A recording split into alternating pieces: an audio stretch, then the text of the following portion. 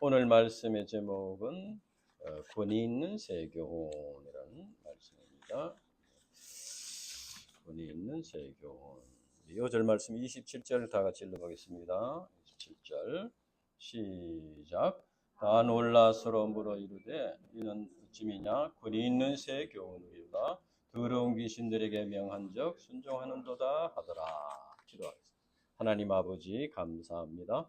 오늘도 마가복음 말씀을 예배해 주심을 감사합니다. 이 깊은 진리를 사람의 지혜로서는 다 깨달아 알 수가 없습니다. 성령께서 이 시간 우리 심령에 역사하셔서 이 진리의 비밀을 깨달아 알 수 있도록 축복해 주시옵소서. 이 말씀이 우리의 영의 양식이 되게 해 주시옵소서. 감사합니다. 예수님 이름으로 기도합니다. 아멘.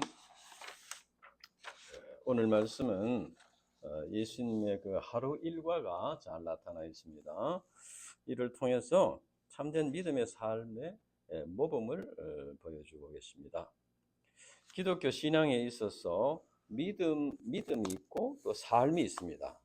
믿음과 삶, 이것은 서로를 입증해 주는 것이라고 할 수 있습니다. 즉 올바르게 믿어야 올바른 삶을 살 수 있고, 또 올바른 삶을 산다는 것은 진정으로 올바른 믿음을 가지고 있다 하는 것을 입증해 주는 것이 된다는 것입니다. 오늘 본문 말씀은 우리 신자들이 무엇을 믿고 어떤 삶을 살아야 하는가, 이것을 가르쳐 줍니다. 이제 16절부터 보면은 예수님께서 해변을 지나가시다가 시몬과 그 형제 안드레가 갈릴리 바다에서 물고기를 잡는 것을 보셨습니다.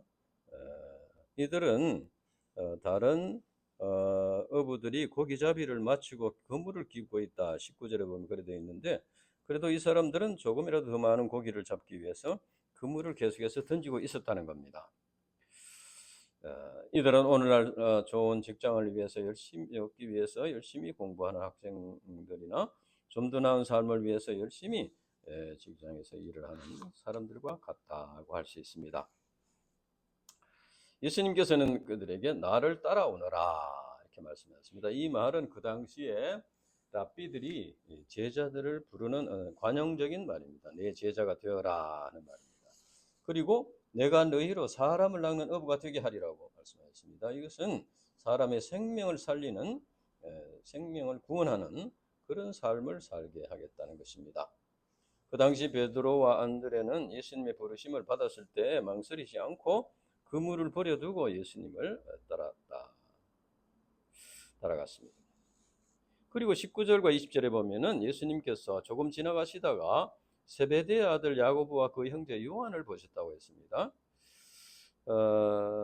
그들은 고기잡이를 마치고 내일의 고기잡이를 위해서 이제 그물을 이제 깃고 있었습니다. 예수님은 그들도 부르셨습니다.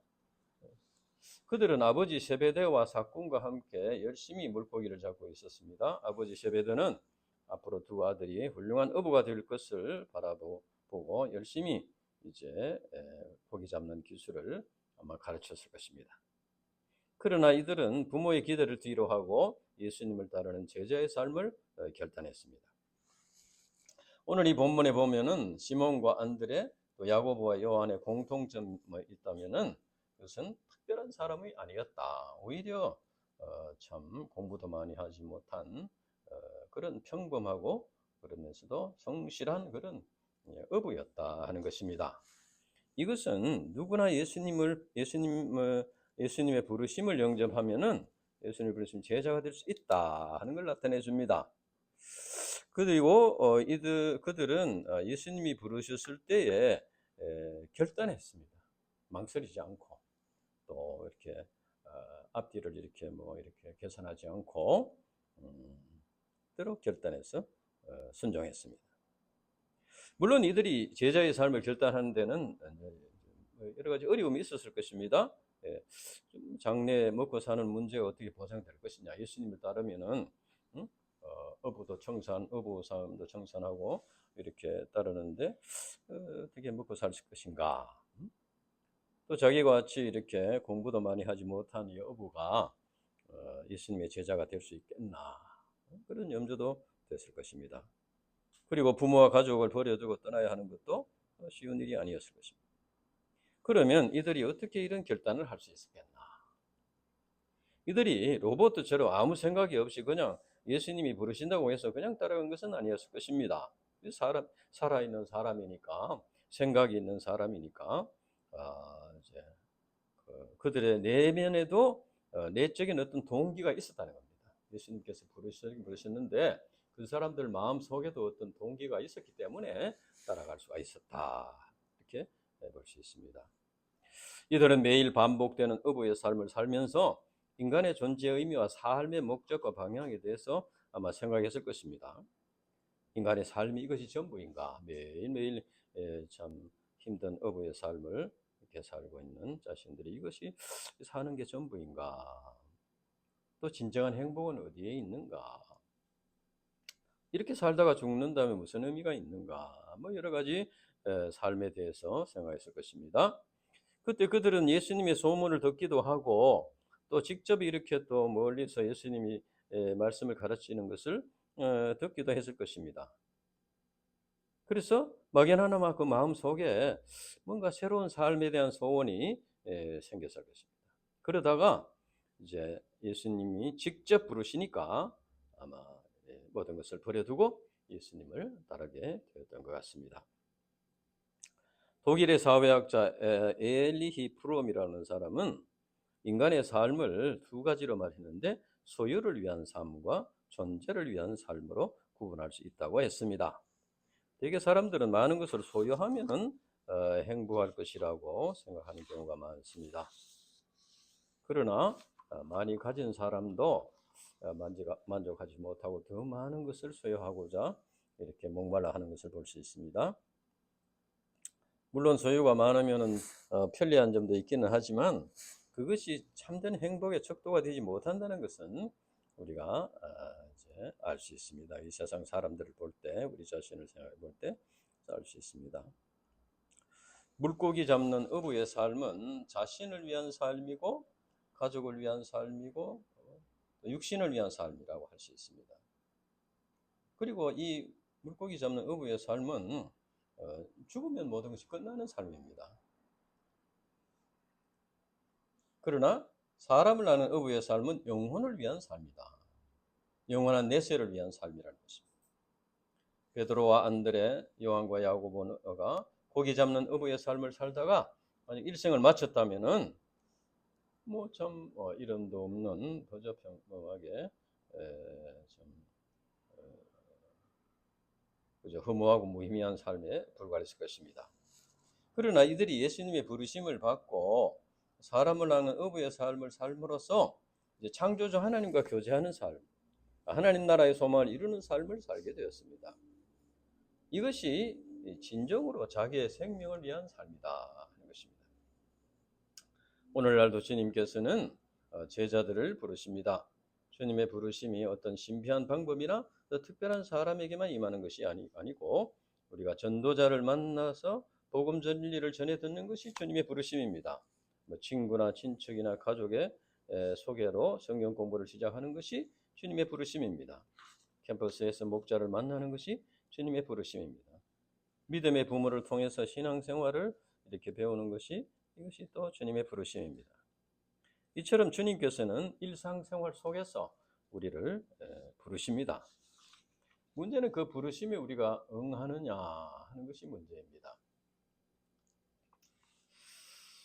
그 후에 예수께서 안식일에 회당에서 가르치셨을 때 사람들이 이제 반응이 나타나 있습니다.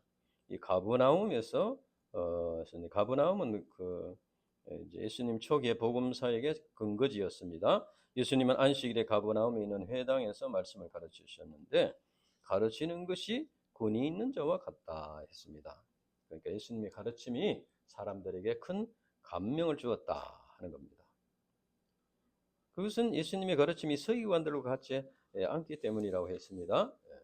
서기관들 그 당시에는 이제 인쇄술이 발달하지 못하기 때문에 성경을 일일이 써서 기록해서 책을 만들었습니다. 그러니까 책 만드는 것이 굉장히 힘들었습니다. 서기관들은 이 일을 하는 사람, 성경을 자 이게 베껴 써서 그렇게 성경을 만들고 이렇게 하는 분이었는데, 그렇게 하다 보니까 나중에 그 성경 해석의 권위자가 되었습니다. 그래서 성경학자가 되었습니다. 이들은 주로 이제 율법과 장로들의 유전과 전통과 또 여러 가지 시행색칙들을 가르쳤습니다. 물론 율법을 가르치는 것이 필요한 일입니다. 율법의 가장 중요한 기능은 죄를 깨닫게 하는 겁니다. 우리가 인간이 죄를 깨달아야 그 다음에 죄사함과 구원의 길을 찾게 되고 또 이렇게 구원받게 됩니다. 죄를 우선 깨달아야 제일 중요합니다. 그러니까 율법이 굉장히 중요한 것이죠. 죄를 깨닫게 하고, 그 다음에는 이제 구원받은 신자들로 하여금 성화를 이루는 길잡이가 되게 합니다. 우리가 이제 율법으로 죄를 깨닫고 예수님이 십자가의 공로를 믿음으로 구원받았으면 그 다음에는 그 율법을 잘 지키려고 노력하면서 성화를 이루어 가야 된다는 거예요. 율법의 두 가지 기능이라고 할 수 있습니다. 그러나 사람이 율법을 다 행할 수 없습니다. 너무 연약해서. 그러니까 죄를 깨닫게 해주기는 해도 그 죄 문제를 해결해 주지는 못합니다. 율법을 다 지키면 구원을 받을 수 있는데 다 지킬 수 있는 사람이 없습니다. 그래서 율법으로는 구원을 받지 못한다. 우리 로마서 3장 21절 22절 한번 읽어보겠습니다. 로마서 3장 21절에서 22절.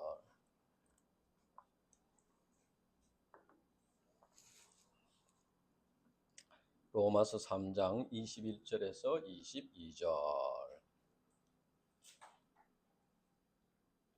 로마서 3장 21절 22절 같이 읽어봅시다. 시작. 그러므로 율법의 행위로 그의 앞에 의롭다 하심을 얻을 육체가 없나니 율법으로는 죄를 깨달음이라. 이제는 율법 외에 하나님의 한 의가 나타났으니 율법과 선지자들에게 증거를 받은 것이라. 그렇습니다. 예수님이 가르치시는 이 천국 복음은 율법 외에 한 의라고 해요. 율법에. 그 율법으로는 구원을 받을 수가 없다. 그런데 이제 한 의가 나타났다. 그것이 바로 예수님의 십자가 복음 진리라는 겁니다. 그래서 이 천국 복음은 죄인들에게 죄 사함을 주시고 또 구원받게 하는 진리입니다. 즉 예수님의 말씀은 인간의 근본 문제인 죄와 죽음의 문제를 해결해 주는 생명의 진리라는 것입니다. 그래서 무사람이 듣고 큰 감명을 받았다는 겁니다. 구원의 진리를 듣고. 그런 의미에서 오늘날 우리가 깊이 깨닫고 영접하고 믿어야 할 진리도 바로 예수님의 복음 진리라는 것입니다. 예수님의 복음 진리. 예수님께서 이제 회당에서 가르치실 때 이제 어떤 한 사람이 나타났습니다. 23절부터 보면은 더러운 귀신 들린 사람이 있었다. 해서 더러운 귀신 들린 사람. 귀신은 사탄에게 속한 그런 악한 영들입니다. 성경에는 사탄, 마귀, 귀신, 악령 이런 표현들이 있습니다. 이것은 다 하나님을 대적하는 영적인 존재들인데 타락한 천사의 무리가 하나님을 대적하는 이런 영물들이 되었다. 요한계시록에 우리 공부할 때 나왔습니다. 그래서 그 두 무리가 사탄 마귀이고 귀신 악령들은 또 그 졸개들이다. 이렇게 볼 수 있습니다. 근데 이 귀신이 나는 당신이 누구인 줄 아노니 했습니다. 귀신도 영이기 때문에 예수님이 누군지 안다는 겁니다. 하나님의 거룩한 자라. 하나님의 거룩한 자는 영어에 보면 The Holy One of God, 그러니까 삼위일체 하나님 중에 한 분이다. One of God이라는 것을 안다는 겁니다. 그래서 하나님의 신성을 가진 하나님의 아들이라는 것을 안다는 것이죠.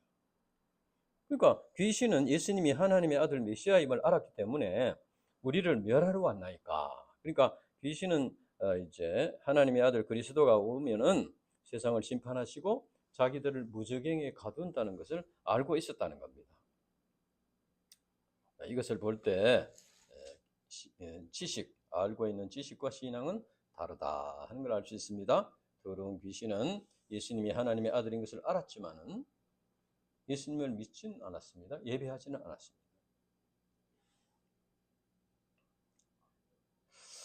그리고 이제 귀신의 지배를 받는 사람, 귀신 들린 사람, 악령의 지배를 받는 사람, 마귀의 지배를 받는 사람은 그 사람이 마귀가 악령이 그 사람이 입을 벌려서 마귀의 말을 하는 겁니다. 이제 사탄의 말을 하고 귀신의 말을 한다.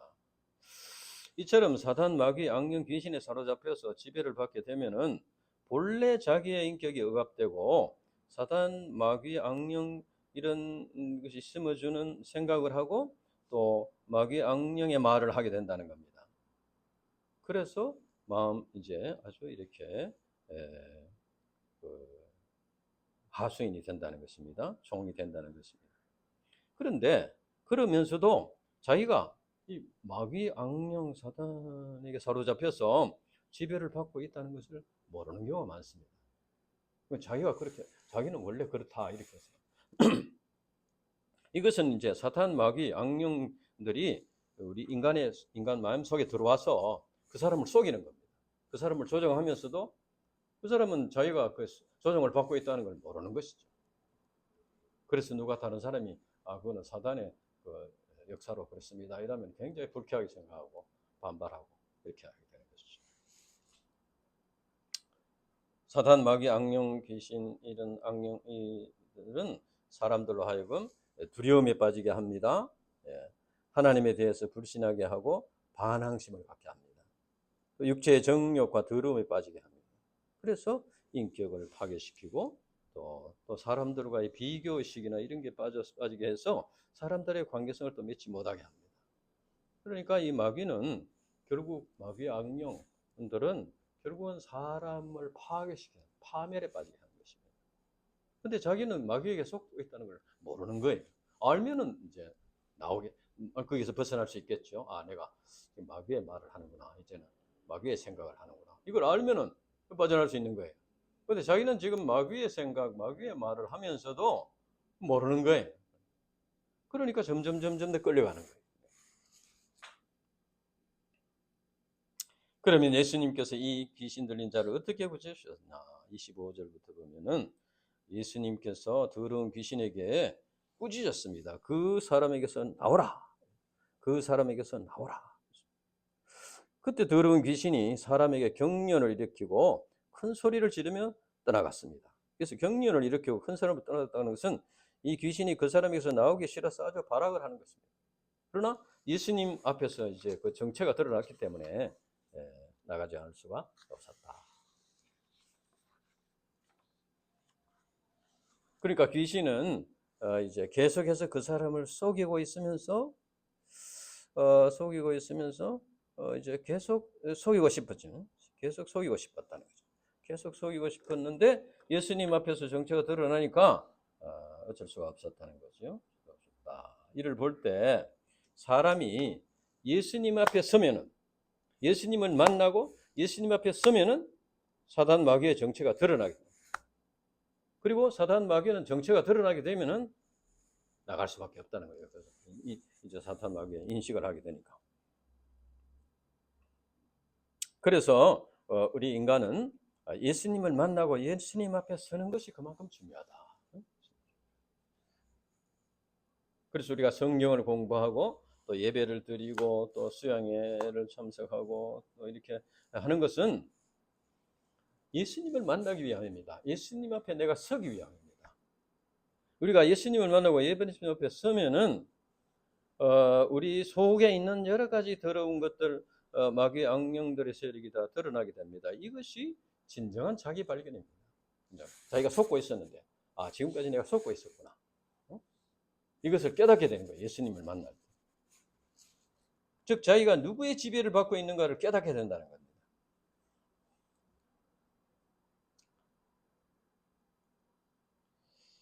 우리가 예수님 앞에 서면은 사단 마귀가 자기의 정체가 드러나서 이제 우리가 우리가 사단 마귀의 세력에 속고 있었구나 생각하는 순간 사단 마귀는 떠나갑니다. 우리가 더 이상 이제 사단 마귀 지배를 받지 않게 되는 거거든요. 그러니까 이것을 깨닫는 것이 중요하다는 거예요. 그러니까 우리가 이제 교회를 나오더라도 사람 앞에서만 있게 되면은 이게 마귀가 잘 떠나지 않습니다. 사람들과 비교를 해서 이렇게 하게 되면 자기를 온전히 발견하기가 힘듭니다. 왜냐하면 사람들은 다 연약한 점이 있습니다. 부족한 점이 있는 거예요. 그러니까 그런 사람들과 자꾸 비교하게 되고 이렇게 되면은 자기 속에 있는 이 사단 마귀를 잘 깨닫기 어렵다는 것입니다. 그래서 영적인 공동체 안에 우리가 있더라도 이제 어, 신자들도 사단 마귀의 지배를 받을 수가 있습니다. 순간적으로 받을 수도 있고 아직 덜 깨달아서 있기 때문에 사람들 앞에 서서는 안 됩니다. 그러니까 교회 안에 들어가더라도 그 신자 속에 역사하는 예수님, 그 공동체 속에 계시는 예수님 앞에 내가 서야 됩니다. 예수님 앞에 서야 됩니다. 그렇게 할 때 참된 자기를 발견할 수 있고 사단 마귀의 정체를 이렇게 깨닫게 되고, 이렇게 될 때 그것이 쫓겨나는 거예요. 그러면 그 빈자리에 누가 지배를 하느냐? 예수님이 들어오셔서 우리를 다스려 주신다 하는 것입니다. 그리고 예수님은 이제 회당에서 나가셨는데 29절부터 보면은 예수님이 시몬의 집에 가셨다고 했습니다. 시몬의 집에 가셨는데 시몬의 집에 가니까 시몬의 집에 가니까 거기에 있는 사람들이 시몬의 장모에 대해서 예수께 여쭈었다고 했습니다. 그러니 이런 걸로 봐서는 아마 이날은 시몬이 장모의 열병 때문에 아마 회당 모임에 나오지 않았을 것 같습니다. 그래서 그 신방을 가니까 그 여자 사람들이 그 장모애가 지금 열병으로 누웠다 이렇게 말했습니다. 그래서 예수님께서 그 손을 잡아 일으키시니 열병이 떠나고 여자가 그들에게 수종들었다 했습니다. 이와 같이 예수님은 제자들의 어려움을 도와주시고 이렇게 불쌍히 여기시고 도와주시는 사랑의 주님, 위로의 주님이시다. 이것을 알 수 있습니다. 그런데 이제 저물어 해질 때가 되었을 때 저물어 해질 때가 됐다는 것은 안식일이 끝나는 시간이 됐다 그 말입니다. 그러니까 그 당시에도 아직 율법에 이렇게 사람들이 지배를 받고 있었기 때문에 안식일에는 병을 고치고 이런 걸 해서는 안 된다. 그런 것을 이제 알고 있었기 때문에 안식일이 끝나자마자 해가 딱 지고 나자마자 한 병자들을 데리고 와서 이제 고침을 받았습니다. 그리고 예수님은 귀신이 말하는 것을 허락지 않았다고 했습니다. 그것은 이제 귀신의 말을 통해서 그리스도가 증언이 되면 어떻게 됐습니까? 예수님이 귀신하고 무슨 연관이 있는 것처럼 생각할 수 있으니까 말하지 마라. 그리고 또 그 당시에는 잘못된 미시아관을 가지고 있는 자들이 있었기 때문에 예수님이 그리스도라는 것을 아직은 알리지 말라 이렇게 한 것입니다. 우리 인생들은 각종 질병에 시달리고 있습니다. 또 계속 새로운 질병들이 또 생겨나고 있습니다.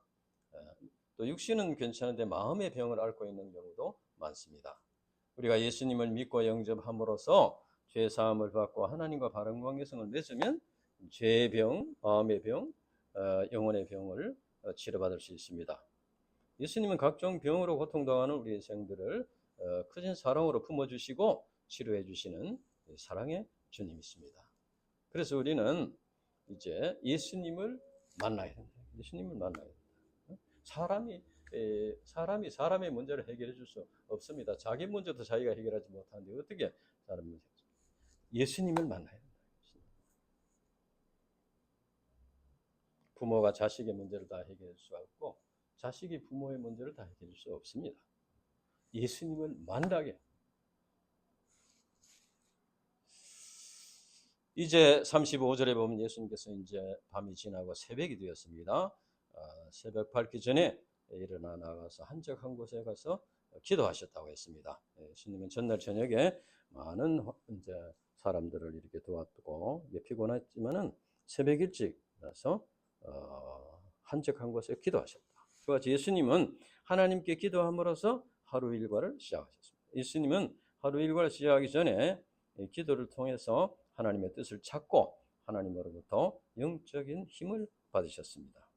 그리고 예수님은 새벽 일찍 일어나서 한적하게 기도하신 것은 제자들에게 기도를 가르치는 의미도 있습니다. 하나님의 아들이신 예수님께서도 기도로서 사명을 감당하셨는데 연약한 제자들이 기도해야 하는 것은 당연한 일이다.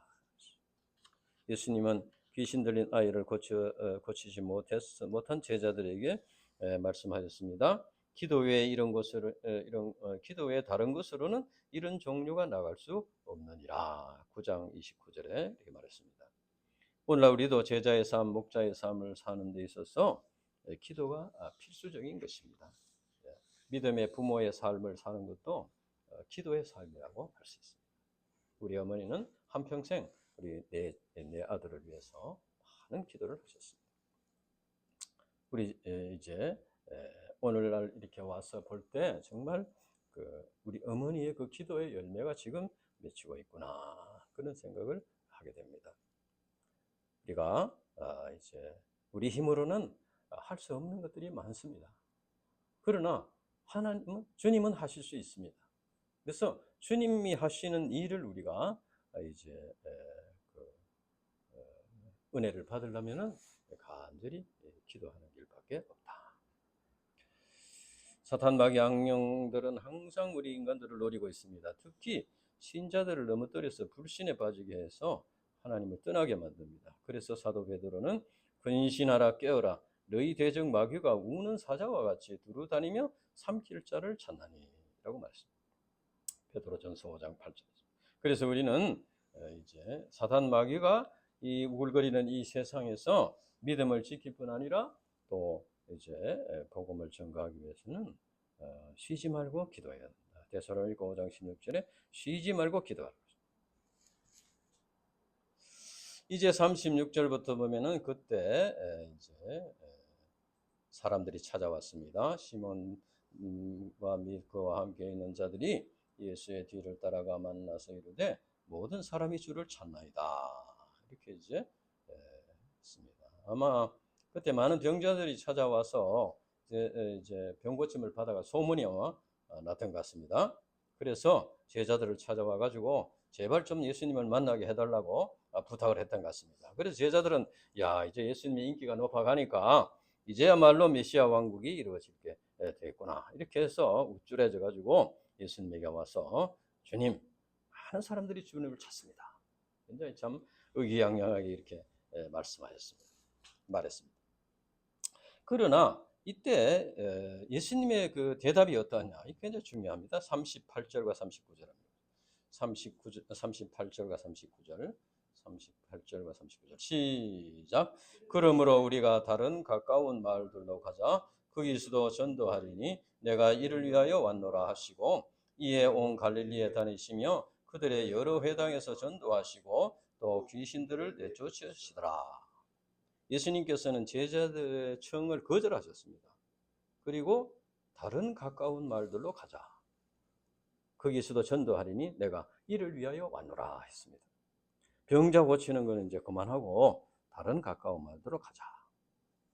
예수님은 새벽같이 찾아온 무리들을 뒤로 하시고 온 갈릴리로 다니시며 여러 회당에서 천국 복음을 전파하셨습니다. 이때 예수님께서도 도움이 필요해서 찾아온 무리들을 두고 떠나는 것이 아마 마음이 아프셨을 것입니다. 또 그들로부터 불평하고 비판하는 말을 들었을 수도 있습니다. 제자들도 예수님이 좀 너무하지 않나, 새벽같이 이렇게 도움을 받기 위해서 왔는데 좀 고쳐주시고 가시면 좋을 텐데, 그렇게 생각할 수도 있습니다. 그러나 예수님께서 그렇게 하지 않았습니다. 그렇게 않았다면 그게 의미가 있는 것입니다. 예수님이 왜 그렇게 하셨는가?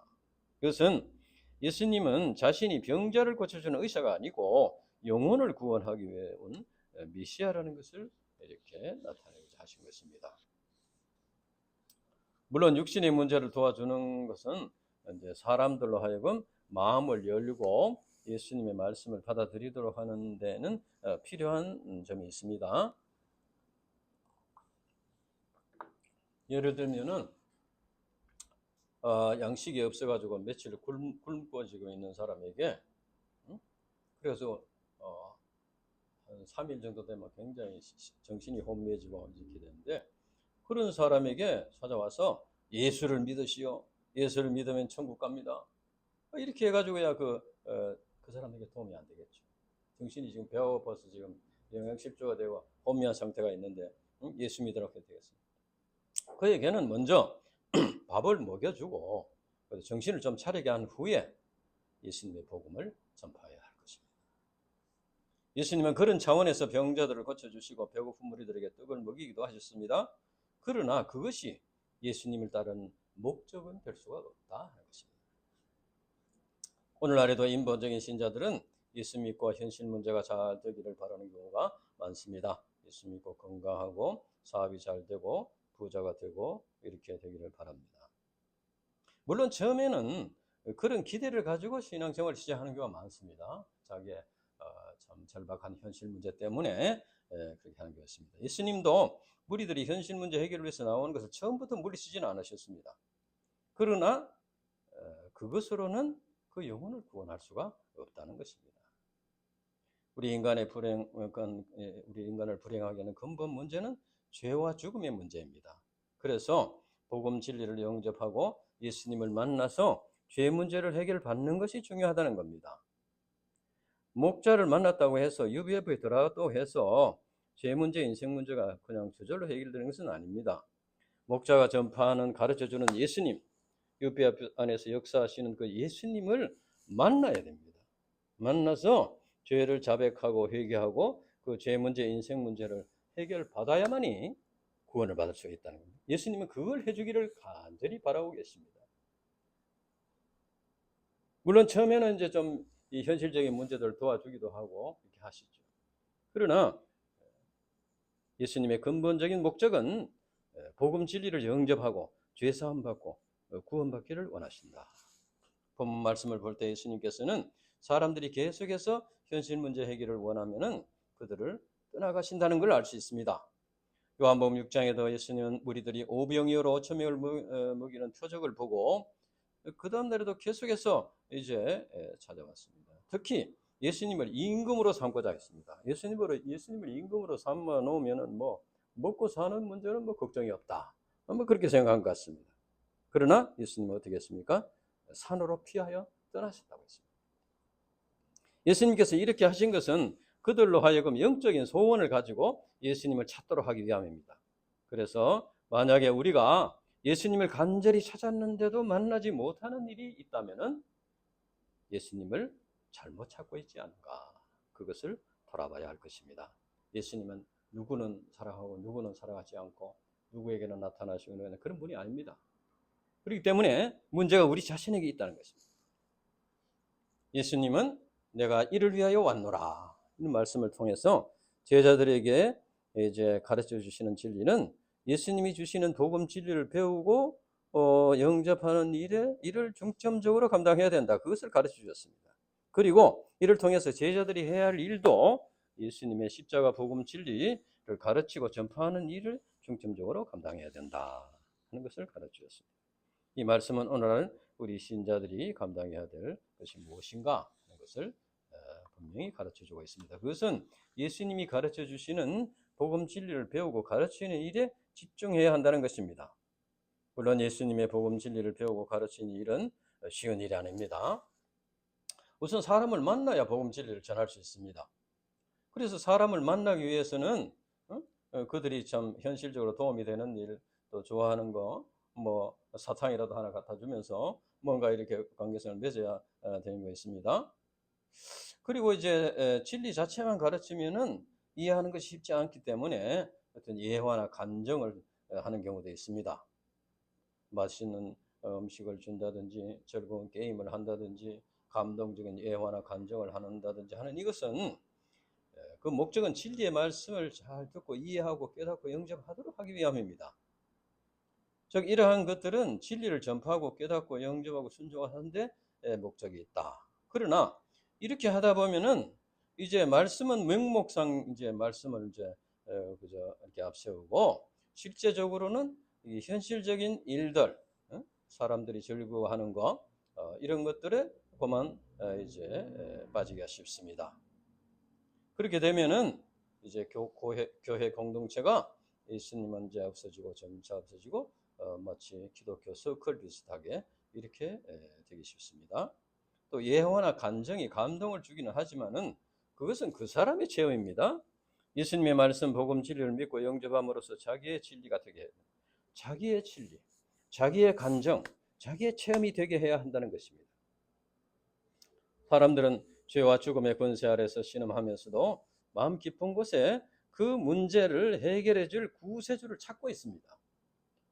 오늘날 많은 종교, 미신 등이 있는 것도 이러한 인간의 소원 때문입니다. 그 당시 사람들이 예수님의 복음지를 듣고 권위 있는 새 교훈이로다 이렇게 감탄한 것도 그 사람들의 마음속에 그런 죄 문제, 인생 문제를 치료받고자 하는 소원이 있었다는 의미입니다. 자기를 구원해 줄, 자기의 현재 그 인생 문제를 해결해 줄, 자기 힘으로는 해결할 수 없는 문제를 해결해 줄 구세주를 찾고 있었다는 겁니다. 그러다가 예수님의 복음 진리가 인생의 근본 문제인 죄 문제를 해결해 주고 사단 마귀의 권세에서 벗어나도록 도와주는 것을 깨닫고 큰 감명을 받게 된 것입니다. 예수님의 복음 진리는 운명적인 인간 조건이나 현실적인 환경을 좋게 개선시켜 주는 것이 아닙니다. 예수님의 복음 진리는 우리에게 어떤 환경이나 조건을 바꿔주는 것이 아닙니다.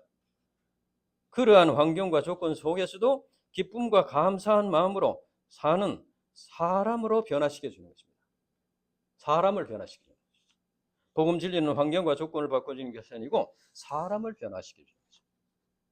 물론 열악한 환경에서 하나님의 주권과 사랑을 믿고 기쁨과 감사함으로 이렇게 열심히 이렇게 감당하면은 그런 현실적인 것도 이제 조금씩 개선될 수가 있습니다. 그러나 이것은 믿음의 삶의 결과이지 그것이 목적은 아니라 하는 것입니다. 그래서 우리 일생들에게 진정으로 필요한 것은 예수님의 복음 진리, 구원의 복음 진리입니다. 예수님의 복음 진리는 우리 인간들을 죄와 사망 권세로부터 구원하는 생명의 진리입니다. 뿐만 아니라 복음 진리는 우리 인간들을 근본적으로 변화시켜서 새 삶을 살게 하는 하나님의 능력이라고 했습니다. 로마서 1장 16절. 그래서 누구든지 예수님의 복음 진리를 믿고 영접하면 죄와 사망 권세로부터 구원받고 사단 마귀의 권세에 속고 있다는 것을 깨닫게 되고 거기에서 벗어나서 새 삶을 살 수 있게 되는 것입니다.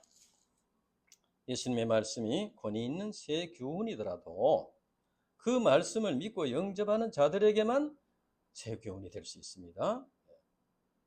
많은 말씀들이 지금 이제 들리고 있습니다. 유튜브를 통해서 많은 말씀들이 또 들리고 있습니다. 지금까지 우리들만 해도 많은 말씀들을 공부했습니다. 그러나 그 말씀을 자기에게 주시는 말씀으로 믿고 영접하고 결단하는 자들에게만 역사가 일어난다.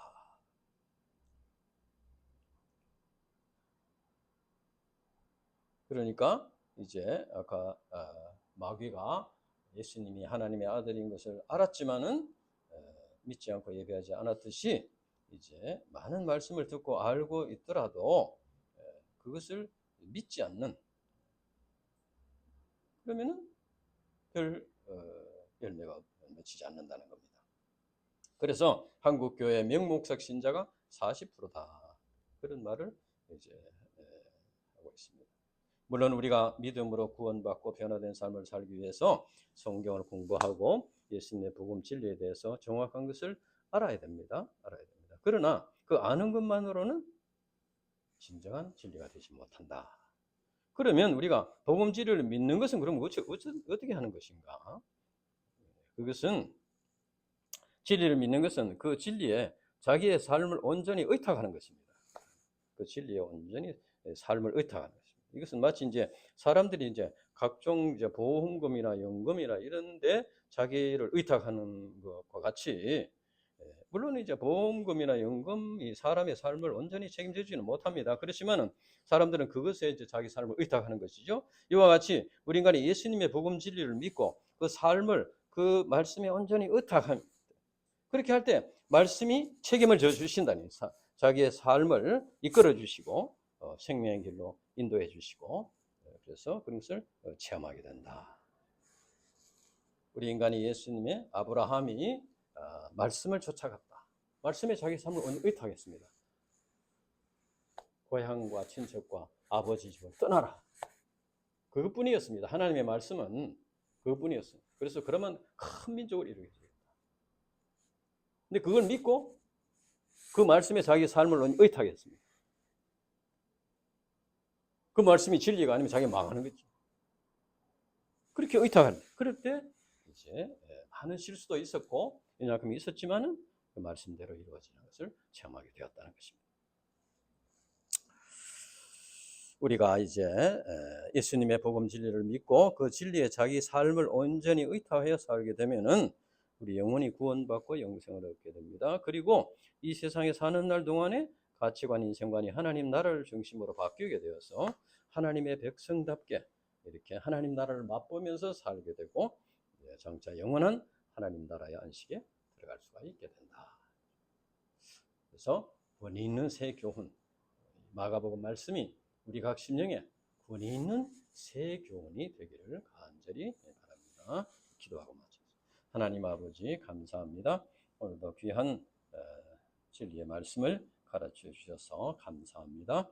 우리가 이 시대에 참 이 죄악에 관영한 이 시대에 참 이 죄와 사망 권세로 인해서 참 많은 참 고통을 당하며 살 수밖에 없는 이런 참 삶이지만 우리가 이제 예수님의 그 복음 진리를 믿을 때 그 모든 문제들 해답을 찾을 수 있고 또 참 소망과 기쁨 가운데 참 행복을 누릴 수 있고 진정한 하나님 나라의 소망을 이루게 됨을 믿습니다. 아버지 하나님이여, 우리가 이제 이 진리를 내게 주시는 진리로 깊이 영접하고 우리가 변화된 삶을 살 수 있도록 축복해 주시고 이 마가복음 말씀이 우리 각 심령에 권위 있는 말씀으로 임하여 주시기를 간절히 기도합니다. 예수님 이름으로 기도합니다. 아멘.